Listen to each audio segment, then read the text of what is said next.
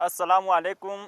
गिलगित बाल्टिस्तान में एक बार फिर बर्फ़बारी शुरू हो चुकी थी और चंद दिन पहले गर्मी बहुत ज़्यादा बढ़ चुकी थी, तो लोग सोच रहे थे कि मौसम गर्मा स्टार्ट हो चुकी है। लेकिन अल्लाह रब्बुल इज़्ज़त का करना है कि आज एक बार फिर शुरू हो चुकी है और आप देख सकते हैं मेरे अक़ब में ज़ोरदार तरीके से है और धुंध ने भी पूरे विलेज को घेरा हुआ है। और इस मौसम में लोग को बहुत खूब इंजॉय करते हैं, लोग बहुत ज़्यादा खुश है कि बर्फ़बारी होने की वजह से बच्चे नौजवान इसमें खूब इंजॉय करते हैं। लोगों ने अपना कोट गर्म मलबूसात छोड़ दिया था, लेकिन एक बार फिर गर्म मलबूसात गर्म खानों की तरफ रुख करते हुए नज़र आ रहे हैं। आए देखते हैं इस रिपोर्ट में।